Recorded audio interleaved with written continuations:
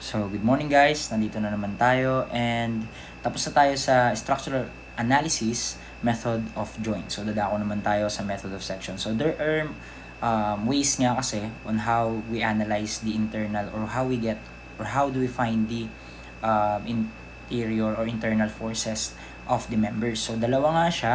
Okay, for trust analysis, we have the method of joints and the method of section. So, yari na tayo sa method of joints. And then, dadako naman tayo sa method of section. So, during face-to-face, i-explain ko pa rin naman sa inyo to, pero kasi mas maganda nga, napansin ko, is may mga recorded discussion, especially for the concepts alone. And yun, tingin ko para mas mababalik-balikan, mas naulit-ulit, para mas ma-master nyo kung ano ba yung concept nung inaaral natin. So, for today, ang i-discuss natin is all about the analysis of structures, trust analysis, method of sections. Okay? So for our lesson objectives, simply, okay, at the end of this lesson, the student should be able to learn the following. Cut a truss and isolate a section for analysis. Okay, ibig sabihin, puro tayo putol-putol dito. Kasi nga, again, ang concept ng pagpapasingaw ng interior forces is hindi siya sisingaw kung hindi mo binabaklas o pinuputol. Tama? So yun ang idea natin for this one. And then, apply equilibrium equations to solve for internal member forces. Okay? Equilibrium forces, guys, unlike the method of joints na gumagamit lang tayo ng concurrent force system, tama ba? Kasi nga, if you're going to get the isolated joint, okay, di ba? Makikita nyo yung mga forces natin is nagpa-pass through lang along a single point of consideration. Di ba? Yung line of action ng mga forces natin, nagpa-pass through lang, which is a joint nga. However, in this point, okay, so assume nyo that yung mga forces natin is hindi na siya nagpa-pass through along a single point. So, non-concurrent na siya, okay? So, yun yung magiging analysis natin for this lesson. And identify tension and compression in selected members of the truss. Same lang naman to guys sa concept nung nandun sa during the method of joints. Aalamin lang din natin if the tension is in compression or tension, okay? So yun lang ang magiging overview. Ito yung overview nung pinaka-lesson natin, okay? Now guys, sa introduction muna tayo, okay? The method of section is a technique used to find internal forces in a specific truss. Okay? Members by cutting through the truss and analyzing one of the resulting sections using the static equilibrium. So, ito guys, yung method of section is usually ginagamit siya. Kung mapansin nyo, ang method of joints, kapag nag-method of joints ka, hindi ka makakarating dun sa may joint na nasa gitna. Okay? Unless patatawidin mo lahat ng mga forces mo per joint. Tama? Yung joint mo sa A, ililipat mo sa B. Yung magiging internal forces mo, lilipat mo naman sa C. Hanggang makarating ka dun sa talagang hinahanap mo. However, for this method, mas mabilis siyang magagamit, specifically if you're going to get a specific internal force of a member. Ibig sabihin, kung isa lang naman hinahanap mo, dalawa, mas madali gamitin yung method of sections. Mas mabilis yung process niya. Okay? The method of section builds on these concepts and allows for faster analysis. Yun yung sinasabi ko kanina. Okay? Allows for faster analysis. Okay? Is used to find internal forces specific truss members. Kung ibig sabihin, meron ka lang member na hinahanap, dun mo siya mas magagamit. Okay, nagkakaliwanagan ba? So, yes. Yun ang ating method of section. For procedure, guys, ito, isa-segregate ulit natin into procedure. Kasi nga, yung ating analysis talaga ng structure is more on procedural lang. Okay, so parang mas nakaka-enjoy nga siya. Okay, so tingnan nyo muna yung figure. Unang-una, lagi nating nalalaman or lagi nating inaalam, diba, yung support reactions. But we have the zeroth rule na basically, ang gagawin natin is always find first the zero force member. So, yun, kayo na bahalang maghanap sa ganun. Okay, binigay naman natin before yung concept kung paano ba tayo naghahanap ng zero force member.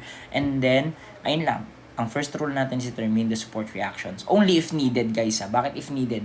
Kasi tulad ng sa may joint natin, di ba? Sa method of joints natin, hindi naman talaga natin required yung support reactions as long as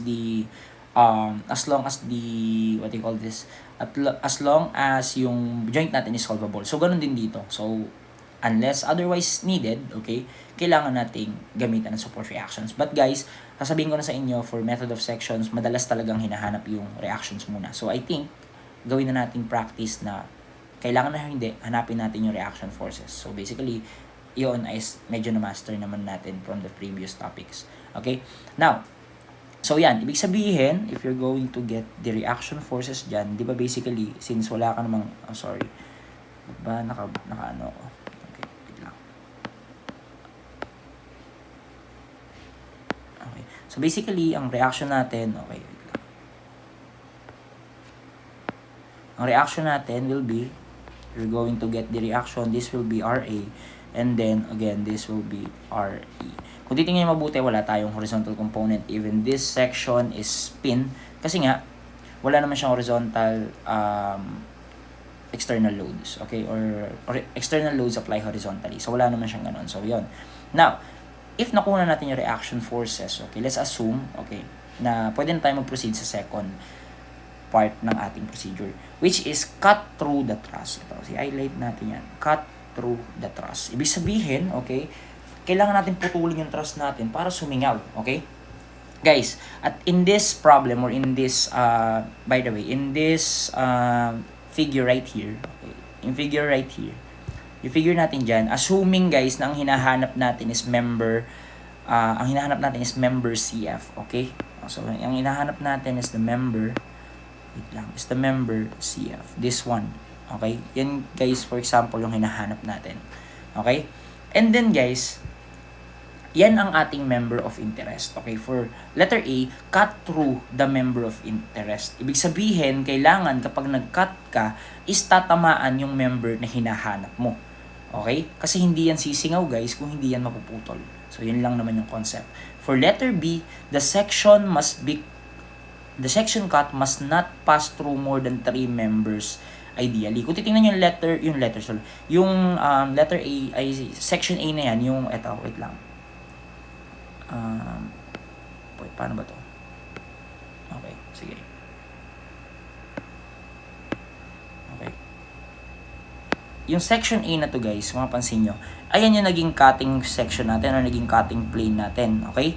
Ayan yung naging cutting plane natin. Ibig sabihin, tinamaan ba niya yung member CF? Yes, tinamaan niya guys yung member CF natin, okay? Ayan yung naging cutting plane nung ating pagkuha ng truss section. Okay guys, ganito naman. Okay?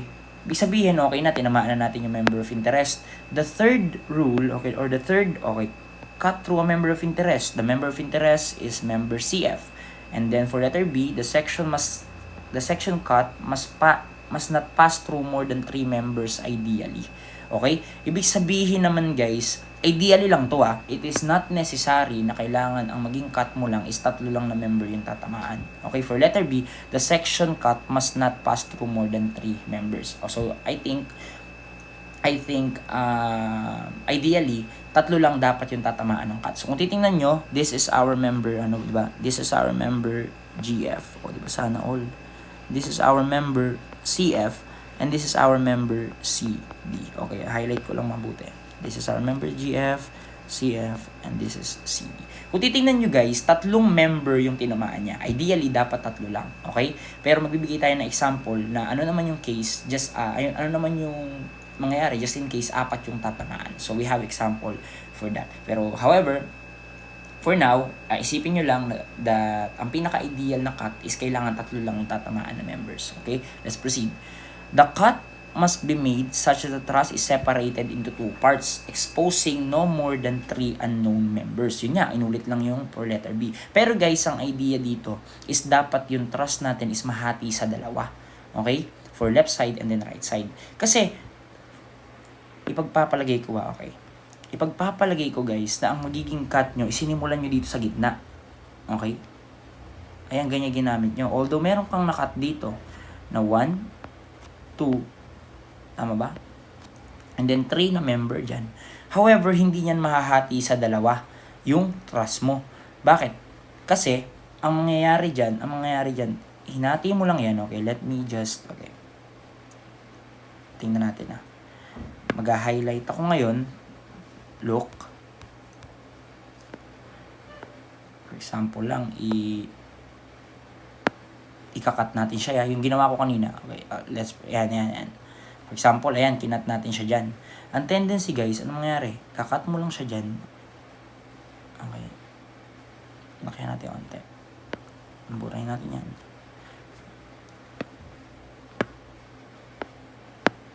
Ibig sabihin, kinat mo lang siya dyan. Kinat mo siya dyan. And then, kinat mo siya dyan. So, kung titingnan mo guys, tama na 3 member yung nakat mo. Di ba? You have,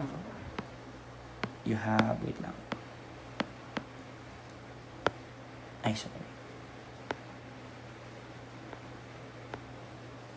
Okay. You have 1 member here. You have 2nd member here. You have 3 member here. However, guys, hindi mo nahati yung trust mo into 2. Di ba? Nakakabit pa rin siya dito sa member, sa point na yan. O, ibig sabihin, hindi, or mali yung ganung pagkakakat. Okay? Ano pa na gagawin natin? Ibig sabihin, kailangan pala kapag nag-cut ka, ang pinakamagandang idea, isimulan mo dun sa may outer, o dito sa labas ng truss na yan, okay? Simulan mo dyan, such that, tatawid ka ngayon, papunta dun sa may, para mahati mo siya sa dalawa. Kung ganun yung gagawin mo, the tendency, mahati siya dyan, okay, mawawala yan. Okay, mawawala yung portion na yan.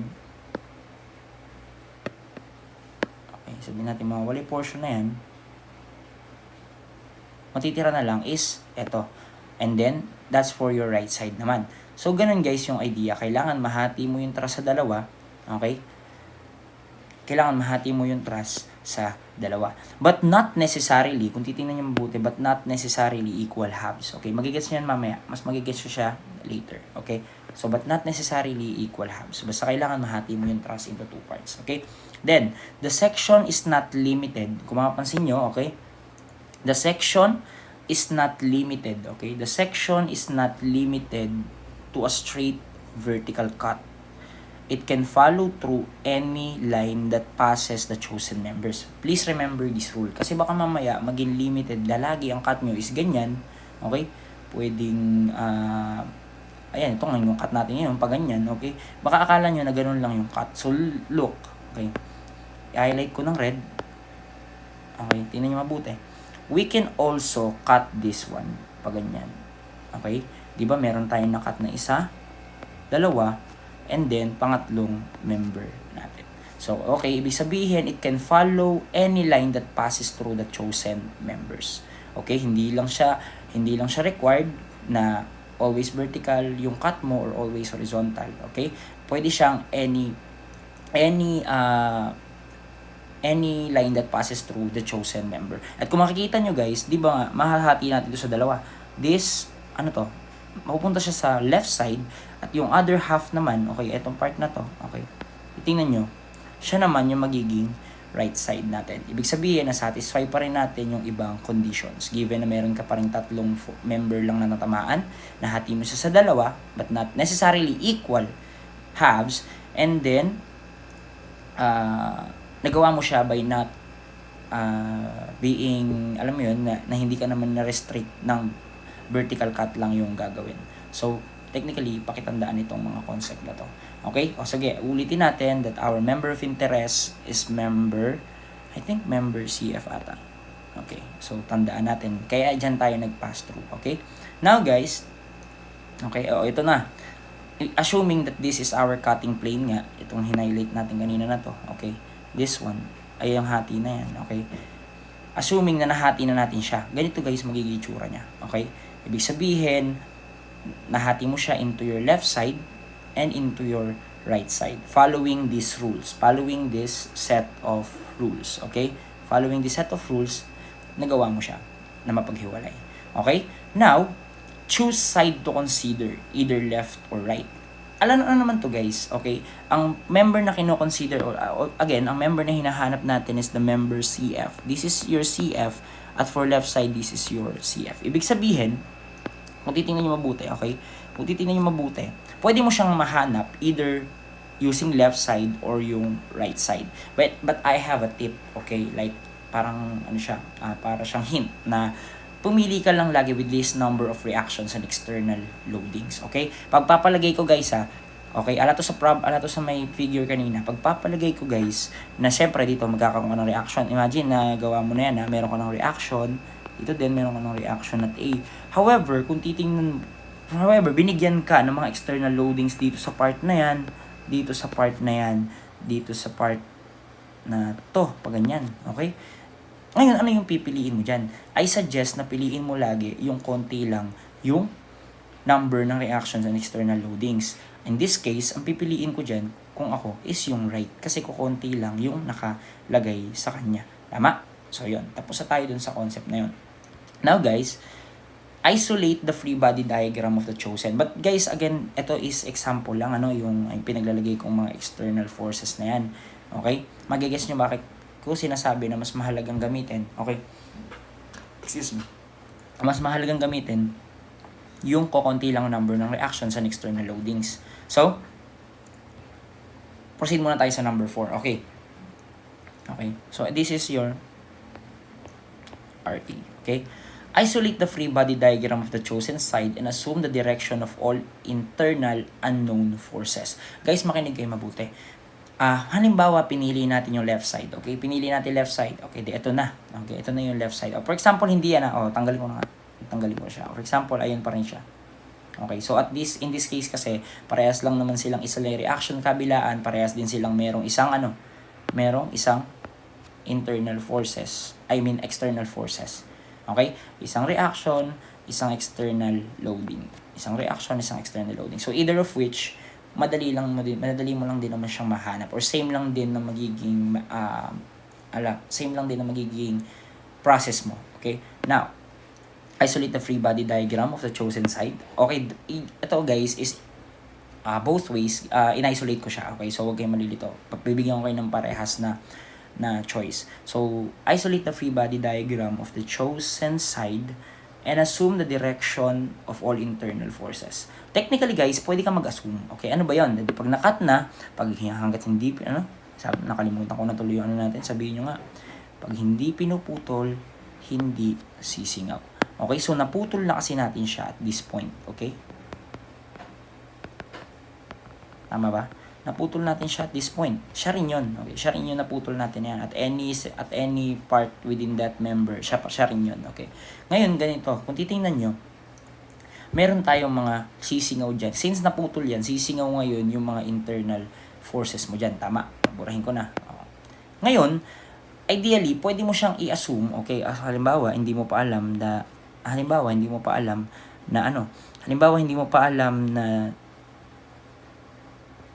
yung direction talaga ng force na yan, since malalaman mo pa lang yan mamaya, assume muna siya ng ganyan, pwede ganito, pwede rin pa ganyan naman.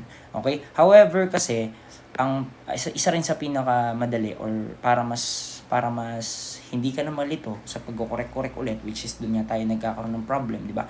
Ang gawin na lang natin, guys, is always, okay? For convenience, always assume that the unknown forces at the cut section, are tensile forces or pulling. Okay, ibig sabihin pagka tensile from this, papalayo yung mo ngayon, papalayo papunta diyan. Okay, pulling nga okay. Hinihila niya yung joint mo. Okay, on the member. By doing this, the numerical solution of the equilibrium equations will yield, okay, positive scalars for member in tension and negative scalars for members in compression. So, ibig sabihin, kapag nag-negative yung sagot mo, ibig sabihin that that member is what? That member is in compression. Okay? So, ibig sabihin, yung mga forces natin dito is what? Mga forces natin dyan is, assume natin lahat muna as tension or away. Okay? Away from the cutting plane. Okay? Now, okay, so for left side muna tayo guys, wala muna malilito. Solve for the unknown forces using the equations of equilibrium. Ito guys yung sinasabi ko sa inyo. Okay? Following the keynotes below. Meron tayong mga keynotes or mga criterion din to na kailangan natin gawin or para mas ma-identify natin na maayos yung mga unknown forces natin. Okay? Una, moment should be summed. Okay? Ulitin ko guys, ibig sabihin, ang unknown forces natin dito, tama, this will be your GF. Okay, this will F guys. F yan. Okay, balikan nga natin. Tingnan natin kung tama. Tama, CF. This will be your CF and this will be your CD. Okay, this will be your CD. Okay. Ibig sabihin, yan yung mga yan yung mga internal forces natin na cut. Okay? Ibig sabihin guys, ang sinasabi lang kasi dito, pagka nag-take tayo ng summation forces vertical dyan, okay, kapag nag-take tayo ng summation forces vertical dyan, equal to 0. 0 is basically the, negative, okay, assuming positive upward. Tingnan nyo na lang, negative GF, assuming na meron tayong theta dito, okay, theta, at dito naman is beta, okay, assuming GF minus GF sine of theta plus CF sine of beta. Okay, yung kasing CD natin is along horizontal line. Kung titingnan nyo, dalawa yung unknown natin. Okay, dalawa yung unknown natin. And if we're going to get the summation forces horizontal equal to 0, 0 equal to, papunta naman sa kanan is positive, okay? Kung titingnan nyo mabuti, okay, CD, tama, positive papunta sa kanan, plus CF cosine ng beta, and then plus GF cosine ng theta. Kung titingnan nyo guys, ilan yung mga naging unknown natin dyan, okay? Nagawa na natin or nagamit na natin, okay, yung two equations of equilibrium na summation forces vertical at horizontal. However, meron tayong problema. Okay? Kasi tatlo guys yung naging unknown natin. Ibig sabihin, these are not non-concurrent forces. Okay? Tama? Ibig sabihin pala, ang gagamitin nating concept is basically for non-concurrent forces. Okay? O, ibig sabihin, if meron na tayong summation forces vertical, summation forces horizontal, ano na rin nawawala natin? Summation moment. Okay? Yun na lang ang kulang natin. Summation moment at any point. Ngayon, saan ka magmo-moment? Diyan. And yun ang tanong. Okay, ito yung rule natin. Moment should be summed about a point that lies at the intersection of the lines of action of two unknown forces. Ibig sabihin daw guys, dun ka magte-take ng moment. Saan? Sa intersection ng dalawang unknown member mo. Okay, saan yun? Kung titingnan nyo, that's the red dot. Paano? Halimbawa, this is your first unknown force, the CF, okay? So, bilugan ko. This is your first unknown din to, di ba? Yung CF natin.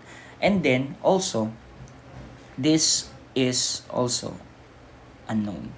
Okay? Ibig sabihin, pwede ka palang mag-take ng moment doon sa point, okay? Doon sa point na ng intersection nila. Bakit? Kasi at this point of intersection, ano nangyayari ulit? Ano nangyayari? Ibig sabihin, nangyayari na naman.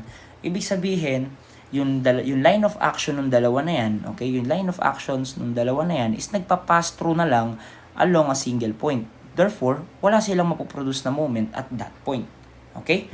And then, doon mo na ngayon mapapalitaw yung alin? Yung unknown forces mo. Diba? That this is GF. Okay, this is your GFY. GFX. And this is your GFY. Sorry. This is your GFY, which is equal to GF sine of theta, and this is equal to GF cosine of theta. So nagigets ba? O ibig sabihin, if you're going to take the moment, okay, if you're going to take the moment or summation of moment about C, okay, summation of moment about C equal to 0, okay, 0 equal to, considering that clockwise is positive, okay? Considering clockwise positive. By the way guys, huwag niyong kakalimutan yung reaction. Okay? Considering clockwise positive, therefore, highlight ko lang. This is your reaction. Okay? Therefore, meron kang GF. Ako wala. Joke lang.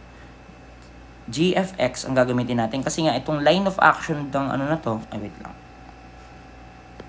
Yung line of action nung force natin na yan or yung vertical component ng force GF is magka-pass through din naman sa point of consideration natin, which is here. Ang tendency mawawala din yung component na yun. Okay, and then ang magiging matitira na lang sa atin is sa GFX, which is ang perpendicular distance niya is eto. Tama ba? That's the perpendicular distance. Ngayon, kung titingnan mo, summation of moment, okay, considering clockwise positive, this will leave us GF cosine theta, tama ba? Multiplied by the perpendicular distance minus, guys, from this point, kukunin mo naman din yung alin? Yung moment na napoproduce ng RA mo, okay? Since clockwise pa rin yan, plus what? Plus RA multiplied by 4. Assuming, guys, na this is given, okay? This is, yung distance mo or yung height mo na yan is given or mahahanap mo siya by SOHCAHTOA, okay? And ibig sabihin, if this is given, and then if this is, if this is given na, and then given din yung distance mo, ibig sabihin, mahahanap mo na yung mahanap mo na ngayon yung internal force, GF. Pero siya ba hinahanap mo? Hindi. And then pag ganun, bumalik ka doon sa equations mo naman nung alin. Bumalik ka naman doon sa mga natitirang equations mo. If you're going to get the CF, baka pwedeng, this is GF, okay? Sabihin, given na yan, baka pwede mo nang i-plug in tong value na to doon sa may GF mo. Pagka nagawa mo yon, ang mangyayari, makukuha mo na yung alin? Makukuha mo na ngayon yung CF mo. Ibig sabihin, may sagot ka na. Nagkakaintindihan ba tayo? So that's basically the concept of the method of sections. For left, nakayari na tayo. For right naman, guys, ganito lang. Basically for right, hiniwalay mo yung right, okay? And then una is inassume mo, naputol yan, inassume mo, guys, na from that point, naka-tension ka lahat. Okay? By the way, if ever na yung makuha mong sagot dito, okay? If ever na yung makuha mong sagot dito, uulitin natin, same concept with the yung makukuha mong sagot dito, siya directly yung ipa-plug in mo dito sa may equation natin na to, okay? Siya yung ipa-plug in mo sa equation natin na yan. Okay? And then sa dulo ka lang ulit maglalagay ng sa dulo ka lang ulit maglalagay ng corrections mo.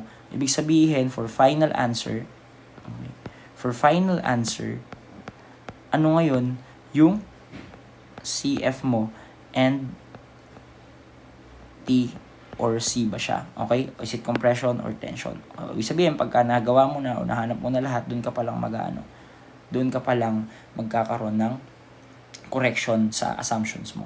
Okay?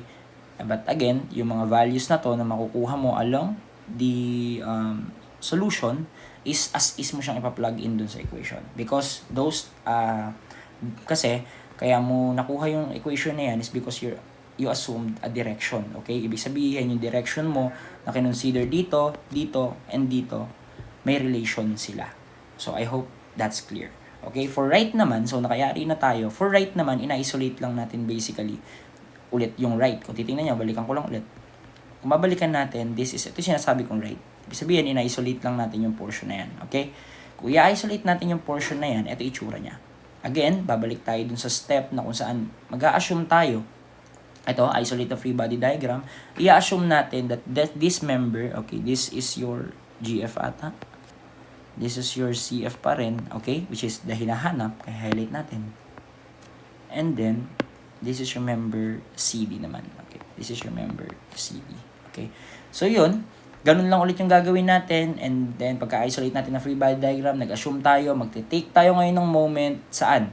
Doon sa lugar kung saan magpa-pass through, kung alin, yung dalawang unknowns. So, okay, ano ba yung dalawang unknowns dyan? Kung titingnan nyo, okay, sige, sabihin natin, yung bang CD, saka yung bang CD saka yung CF is magpa-pass through siya along a single point.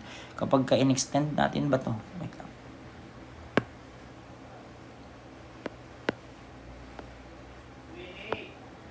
Kapag ba in-extend natin, guys, yung line of action ng force mo na yan, tapos in-extend mo yung line of action ng force na to, magkakaroon ba sila ng intersection? Okay? Sa isang joint dyan? Hindi. Okay? Hindi siya magkakaroon ng intersection at that point. Okay? So, ano yung pwede? Kung titingnan mo, okay? Kung titingnan mo, if eto bang GF, okay?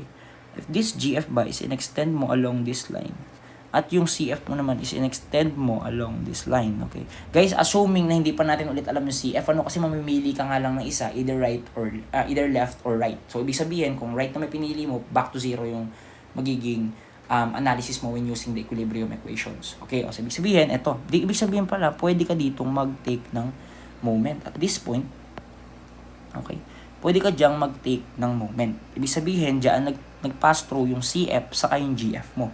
Okay, so ito yun. Kung titingnan nyo mabuti, ito yun. Diba?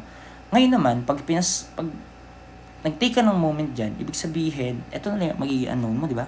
This is your CD. Tama?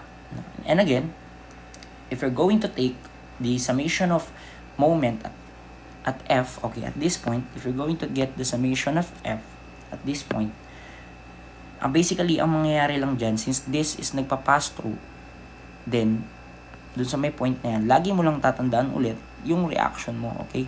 Pag nag-isolate ka guys ng section, i-include mo lahat ng reactions at external loadings. Huwag kang makakalimot ng kahit na isang force dyan. Dahil once na mawalang force dyan, mali yung magiging sagot, okay? Including the reactions, okay? Now, ang ganun pala, pag nag-take ka pala ng moment at point, ano mangyari? If you're going to get moment at point F, okay, equal to 0. 0 equal to CD, di ba? Which is, ang consideration natin, for example, is counterclockwise yung positive. Okay, counterclockwise, positive. Clockwise ba na-consider ko doon? Makamamali na naman ako, mapagalitan nyo na naman ako eh. Hindi, clockwise. So, ibig sabihin, counterclockwise, positive. Okay, so ibig sabihin ito, yung CD natin, iikot siya na iikot siya ng ng clockwise. Ibig sabihin, negative CD multiplied by the moment arm, which is the 4. O, paano na may RE? Yung RE is iikot siya counterclockwise plus RE multiplied by 4 naman. Saan yun sir? Bakit ganun? Ibig sabihin, pagka in-extend mo to, yung line of action ng RE mo, di ba siya rin yan, RE? Ang magiging perpendicular distance niya about point, is eto. Itong portion na to. Diba? Now, which is, kung titingnan mo, is equal to 4 meters. Okay? O, ibig sabihin, 4. Ngayon, alam mo tong value niyan kasi nakuha mo kanina yan, di ba? O, ibig sabihin, makukuha mo na yung CD. Okay? Makukuha mo na, ma-highlight. Makukuha mo na ngayon yung CD mo. Kapag nakuha mo na yung CD mo, guys, basically, pwede ka na mag-summation forces, summation forces horizontal, saka summation forces vertical. Okay, pag nag-summation forces horizontal ka, kasi pagka nakuha mo na yung CD, dalawa na lang magiging unknown mo, tama? Ang magiging unknown mo na lang is your members, ano tong isa? Is your member, GF, okay, sorry. Is your member, GF at yung member CF. Okay? Kung titingnan mo guys, by concept of equilibrium, if you have two equations, if you have two unknowns, you just need to have two equations. In this case, pwede ka mag-summation forces vertical equals to 0 and summation forces horizontal equal to 0. This will be, or extracting your equation 1, extracting your equation 2.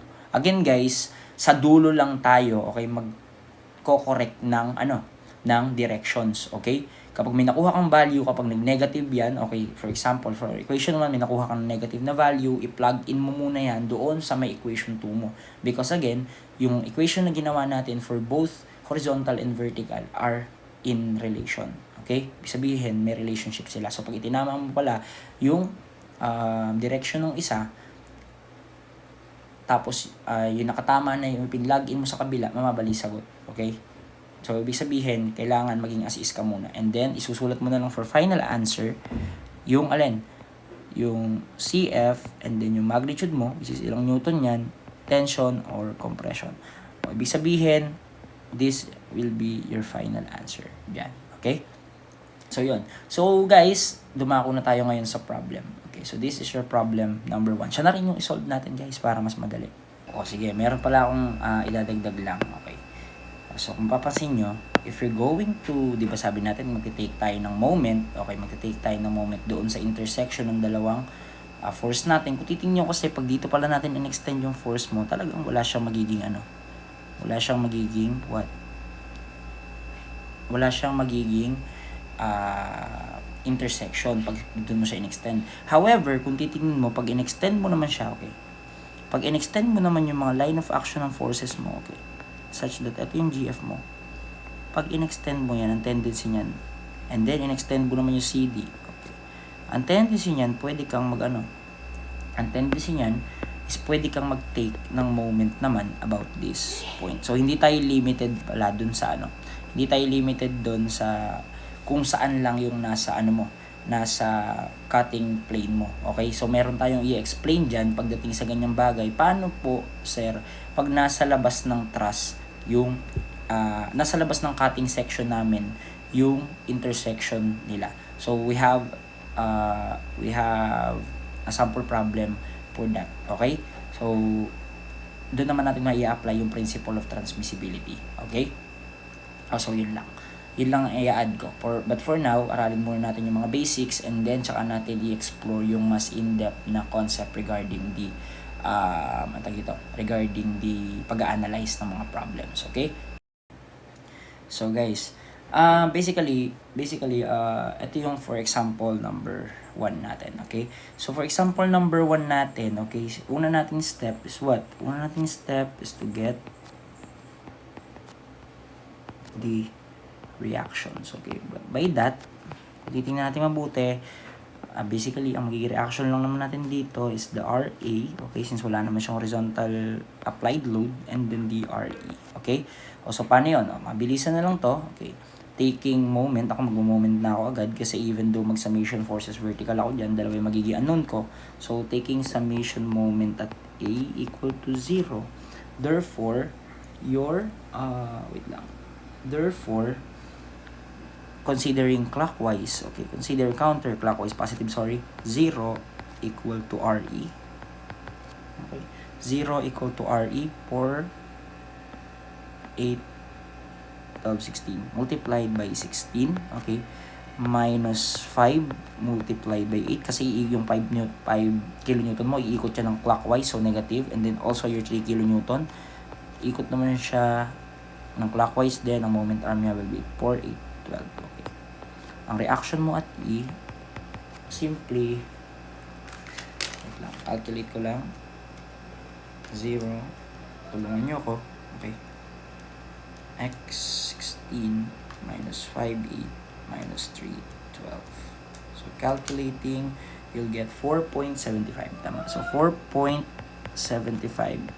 kilonewton. That's for RE. So, this is 4.75 kilonewton. OA naman yun. Grabe naman sa taho yan. Diba? And then, doon pa lang ako pwede mag-take. Okay. Marinig pa. Napakaingay. Okay. So, doon pala ako pwede mag-take ng summation forces vertical equal to 0 kasi known naman na siya, di ba? So, 0 equal to RA minus 5 minus 3 plus RE, which is ang RE natin is 4.75 kilonewton. Okay? So, ang RA natin, this will be 0 x minus 5 minus 3 plus 4.75. Calculating, you'll get 3.25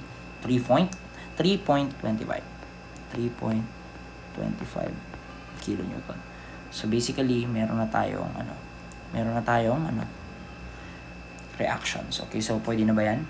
So baka pwede na yan, pero hindi pa. Hindi na tatapos ang ating laban sa reactions lang. So this will be 3.25 kilonewton. Okay? So, meron na tayong reaction forces. Ngayon, ang hinahanap sa atin, guys, dito is the member CF. Parang yun din naman yung sinabi ko sa inyo kanina. So, basically, ang hinahanap sa atin is the member CF. So, ika-cut natin ngayon yan. Okay? Yung ginawa lang natin kanina, we're going to cut this plane. Okay? Okay. Ngayon, wait lang. Kukuha lang ako ng image na naka-edit at medyo mahirap mag-edit dito. Okay? Okay, so yun, nakakuha na ako. Isolate, step 2 naman. Okay, step 2, isolate. Okay. Isolate natin, this is left side. Okay, left side yung kinonsider mo natin. For solution 1, ang i-consider natin is left side. For solution 1, guys, ang consideration ko dito is, hindi ko i-consider yung principle of transmissibility. Basically, magjo-joint lang ako anywhere dito sa may truss na, anywhere dito sa may cutting plane natin. Basta anywhere, dito lang, dito, and anywhere. Doon na sa cutting plane natin yan. So, mamaya malalaman nyo ba paano yung sinasabi ko. So, yun. Teka lang, undo muna natin. Okay. Now, isulat muna natin or i-write muna natin yung reaction natin at A. So, ang reaction natin at A is simply 3.25 kilonewton. Huwag nyo kakalimutan yan, guys. Okay? And then, mag-assume na tayo ng direction ng ano natin, ng mga forces natin. Di ba sinabi natin, guys, kanina na always or for ano lang, for simplicity or para mas madali nating ma-identify, i-assume na lang natin na tension muna lahat. So, this will be, ano ba yan? This will be our GF, tama? GF. This will be our CF, sorry. This will be our CF and this will be our CD. Okay? And now, guys, basically, kailangan pala muna natin ng angle. Okay? Ano ba yung angle na tinutukoy ko dito? Ang angle na tinutukoy ko dito, guys, is simply ito lang. Okay? Yung angle na yan. So, paano yun? Ano ba yung mga given natin dyan? So, if you're going to get that angle, okay? If you're going to get that angle, simply, pwede mo bang sabihin, wait lang, that yung angle na to, that this angle theta right here, okay, teka lang, mag-add ng ano dito. Okay. That your angle theta right here is also equal to your theta right here. Tama? And then, kailangan mo din yung angle theta mo dito. Tama? I mean, so, beta gawin natin. So, beta. Okay.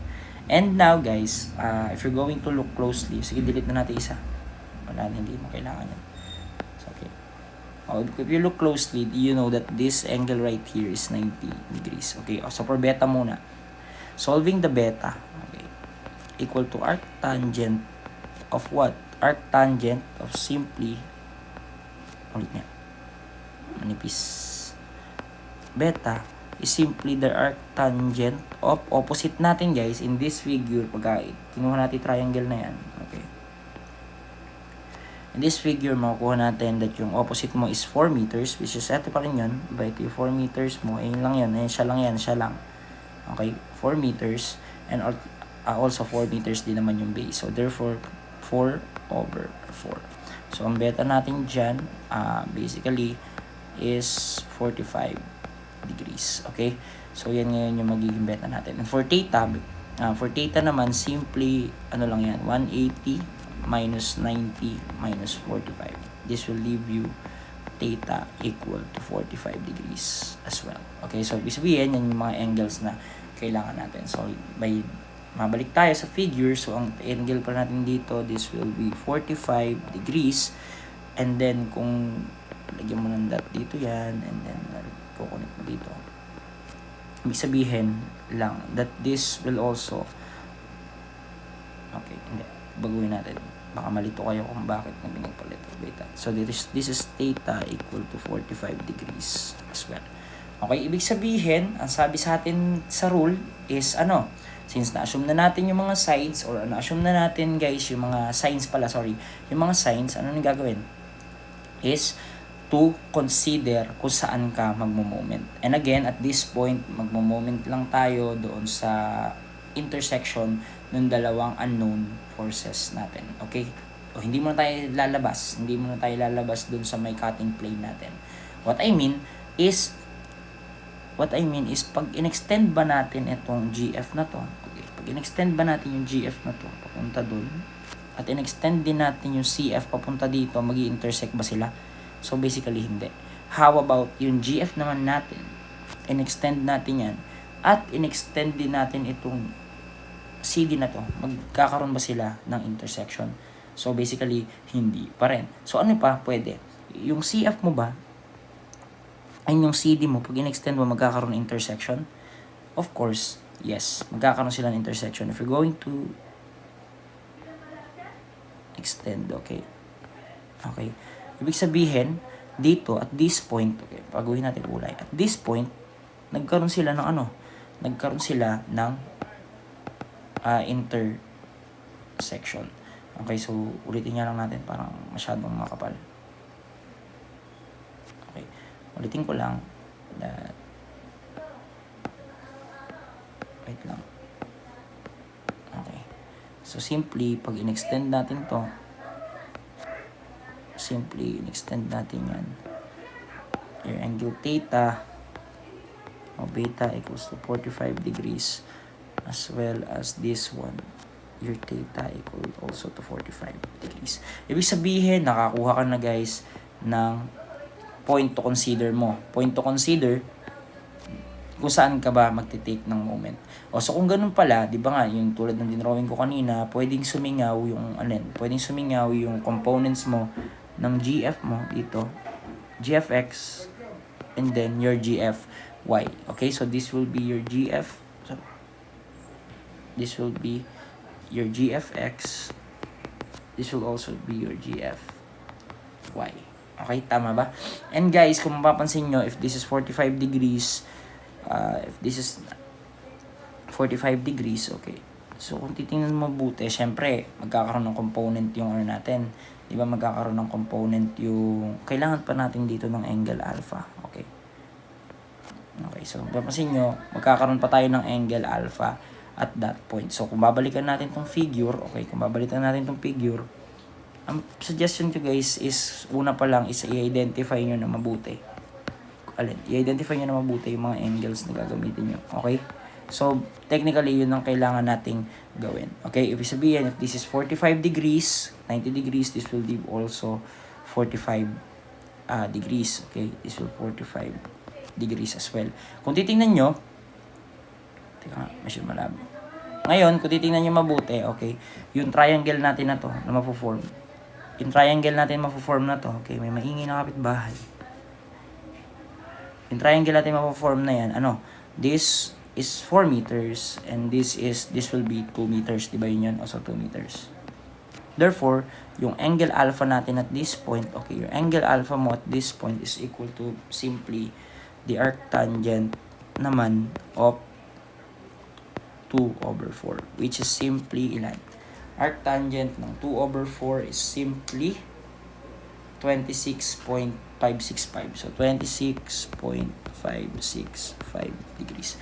Ibig sabihin, yung alpha mo dito, okay? Guys, ito, binalikan ko lang yung kanina, no, para mas malinaw siya. So, huwag kayo mako-confuse, yan lang din yun. No? Ibig sabihin, ang angle lang natin dito for angle alpha, delete ko lang muna angle alpha, simply, ilan? 26.565. So, simply, yung alpha natin dito is equal to 26.565 degrees. So, kung ganun pala, meron na tayong mga necessary angles, makukuha na ba natin, guys, yung mga kailangan natin? So, technically, oo. If you're going to get, or if you're going to take the moment at point C equal to 0, okay, considering, ano tingin mo? Considering clockwise positive, okay, 0 equal to, okay, unahin natin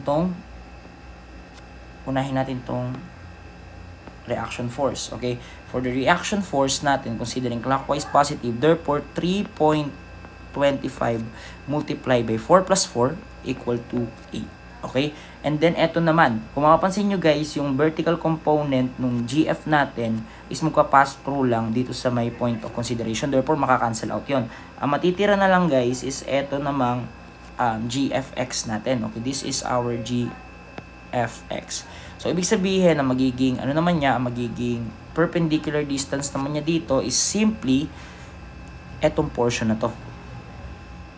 Tama? Which is equal to 6 meters. Kung ganun pala, kung titingnan niyo mabuti, this is also equal to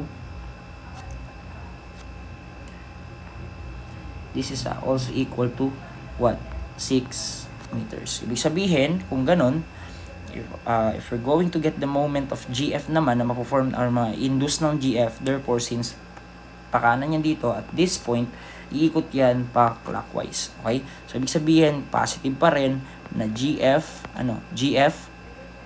since GFX yan, GFX. So again, GFX. Di ba alam natin that GFX, considering na yung force naman niya is what? Is nag-a-act. By the way guys, this is also the alpha, tama? Baka tatanungin ulit yan if yung angle ba dito, teka nga, delete ko nga para mas makakita siya. Okay, wait lang ayusin ko lang.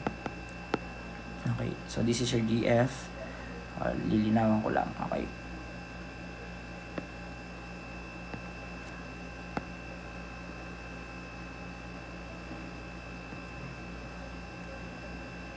Again guys, this is your GF, diba? This is your this is your GF. And then, for your GFY naman, this will be,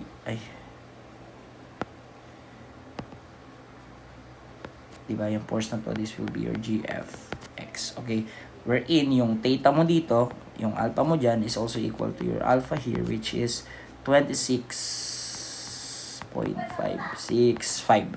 Kung ganun pala, ibig sabihin that your GFX is also, equal lang siya sa GF cosine of alpha. Wherein on GF, okay, cosine of alpha. Wherein ang alpha natin is equal to 26.565 at that point. So, ibig sabihin, 0 is simply equal to 3.25 multiplied by 8 plus GF cosine of 26.565.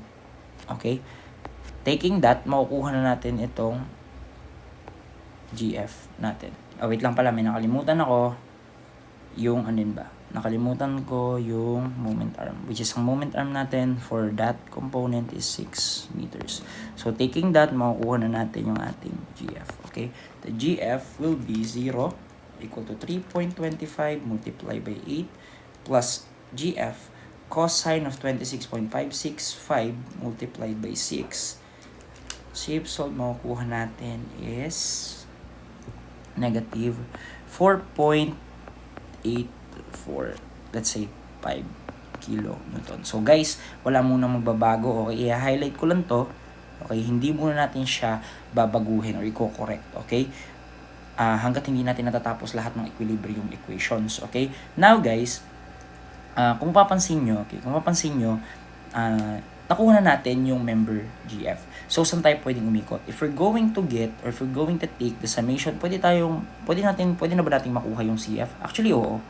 Either of which, okay? Pwede tayo umikot sa summation forces horizontal, okay? However, if iikot tayo sa summation forces horizontal kasi, equal to 0, mag-aanon pa rin siya, yung CD natin. Tama, kasi hindi pa naman natin siya alam. So, ibig sabihin, baka pwede or mas madali if mag-take muna tayo ng summation forces vertical equal to 0. Kasi ang hinahanap naman natin or ang priority naman natin na hanapin is the member CF. Okay? So, yung member naman na yun. So, ibig sabihin, taking that 0, ba't ba ganun? 0 equal to the considering lahat ng mga forces na nakalagay dyan, okay, which is 3.25, okay, 3.25 positive, and then, minus 5 kilonewton, I think meron tayong GF, so, since pababa siya, minus GF sine of 26.565 at yung hinahanap natin na CF, okay, since pataas siya, plus CF sine of 45. So knowing that GF is equal to negative 4.845 kilonewton, we'll get, okay, again, sabi ko sa inyo is wala munang mag-check, plug nyo siya as is, okay, 0 equal to 3.25 minus 5 minus 4.845 sine of 26.565 plus yung hinahanap natin sine of 45.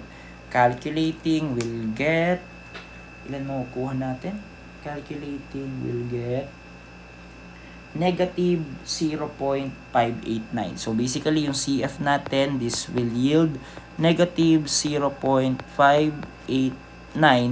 kilonewton. So after yung madaanan or after nating mahanap yung mga unknowns natin, okay, dun pa lang tayo guys pwede magkaroon, okay, dun pa lang tayo guys pwede mag-correct, okay, dahil doon medyo nagkaroon tayong discrepancy doon. Actually, pwede mo din naman siya itama, pero hindi ko na siya ituturo, i-insist na ituro sa inyo kasi mahirap nga siyang maintindihan.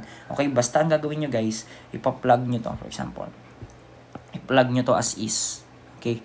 considering na hindi kayo nagbabago ng direction. Okay? Hanggat hindi nyo nangyayari yung equilibrium equation, walang magbabago ng direction, yung kung ano nakuha nyo dito, siya rin ipa-plug in nyo doon sa equation. Okay? O kung ganun pala, including the sign. Okay? Kung ganun pala, if we're going to get the final answer, since ang hinahanap lang naman sa atin is eto, therefore CF equal to 0.589, this will yield or this will give us compression. So kung tatanungin nyo bakit naging ganito yung final answer natin, okay, simply because ang assumption natin kanina is what? Ang assumption natin guys is yung CF natin or member CF natin, ang nature niya is tension. So palayo siyang ganon. Yun yung assumption natin. However, by that assumption, nag-negative yung alin natin. Nag-negative yung sagot natin. Therefore, mali assumption natin, i-correct natin siya. Compression pala talaga siya. Okay? Kung gano'n naman, for dito naman sa GF natin, for example, hinahanap din siya. For final answer mo naman sa GF, okay? Ganun din. Your GF is equal to 4.845 kilonewton compression din siya. Yun nga, hindi naman siya yung final answer na hinahanap sa atin. Pero just in case na yan naman yung ipahanap, at least may idea tayo kung ano na ba yung magiging sagot natin. So, let me box this final answers. Okay? Pero guys, ang ibabox nyo lang sa totoong, ito lang. Kasi yan lang hinahanap. Okay? So, yan. That's for solution number 1. Another way for solving this kind of problem is simply isolating the right side naman. Okay? Isolating the right side. So, hindi ko na inalis. Andyan pa rin yung mga angles natin kasi same lang naman sila. So, i-isolate natin ngayon yung right side. Ngayon, kung mapapansin nyo, bakit ako ganito mag-isolate? So, kasi, ang typical na pwede natin gawin dyan is, di ba sinabi natin na, okay, sulat nga muna natin lahat ng mga kailangan. Okay. Sulat natin that your reaction right here, your reaction right here, the RE is equal to 4.75. Tama ba? Yes, 4.75. And then, draw natin yung angles natin for this one. This will be 45 degrees. And this one will be, ang pakapal naman kasi. This one will be 26.565 degrees. Tama ba? 26.565 degrees. Ngayon guys, kung titingnan nyo, kung typically, diba, ang mga member na nawawala sa atin is still the highlight natin, this is G, okay? This is G. This is C, okay? Ang nawawala pa rin sa atin is simply the GF. This is another solution, so CF pa rin yung hinahanap natin, and this is C, D naman. So, i-highlight ko lang, ang hinahanap natin, highlight sa atin is ito, and then ito. Ngayon kasi guys, kung titingnan nyo, kung isosolve natin to by using the same principle sa kanina, yung walang principle, this is considering principle of transmissibility, okay? Kung kanina guys, kung same way, okay, considering principle of transmissibility, considering principle of transmissibility. Considering the principle of transmissibility. Okay? Pero kung kanina, kung same approach yung gagawin natin, di ba, pipili ka lang dyan kung saan ba mag-i-intersect yung dalawang forces mo. So, kung titingnan mo, saan ba pwedeng mag-intersect yung dalawang forces mo dyan? Pwedeng dito. Okay? Yung force mo na GF, tsaka yung CF.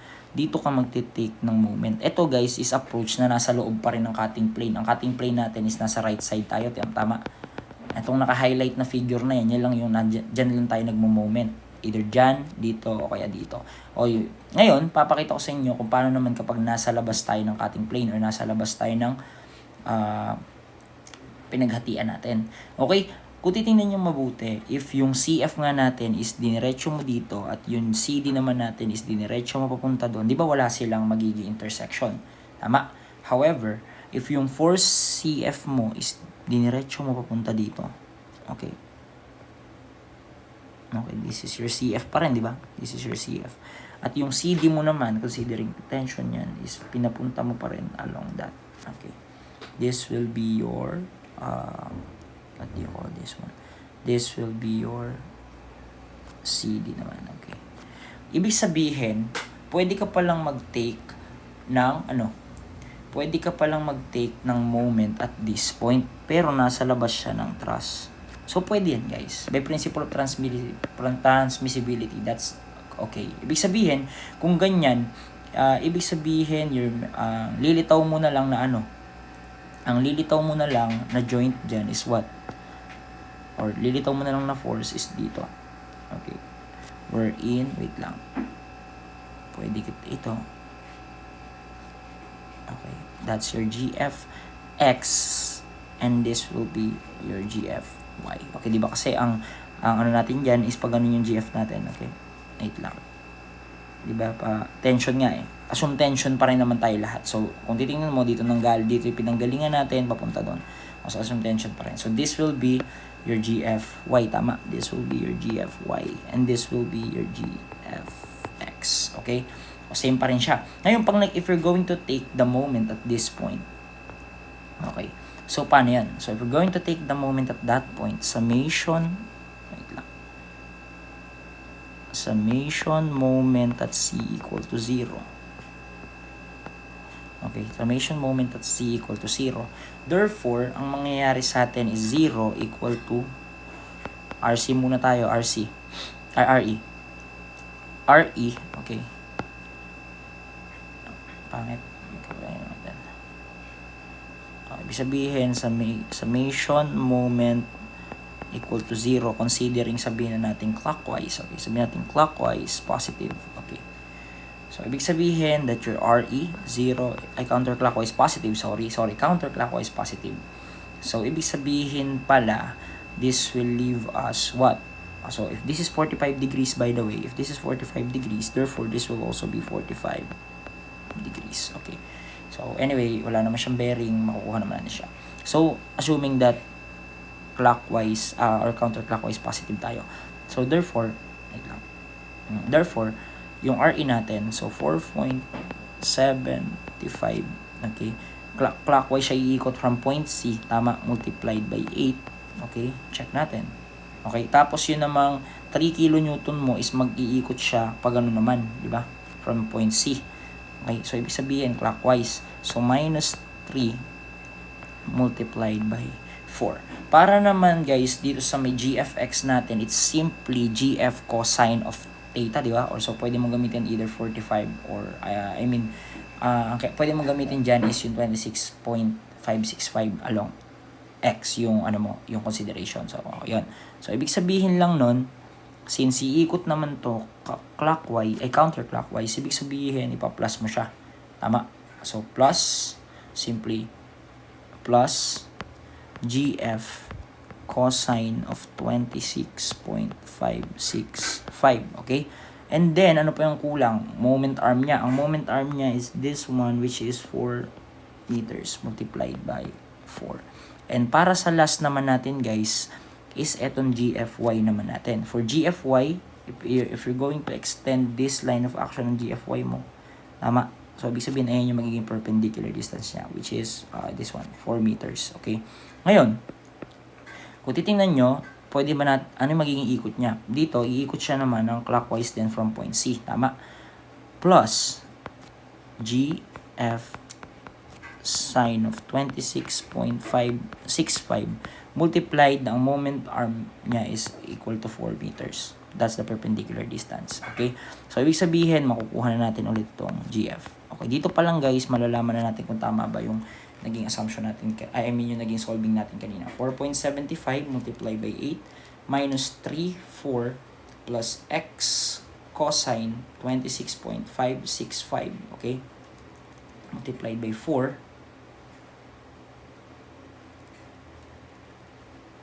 GF cosine. Multiplied by 4 plus plus X sine of 26.565 naman also multiplied by 4. So 0 equal to 4.75 multiplied by 8 na moment arm minus yung 3 multiplied by 4 yung X cosine of, or GF cosine of 26.565 multiplied by moment arm na 4 And last is the GF sine of 26.565 multiplied by the moment arm of 4. So, lahat ng may moment arm.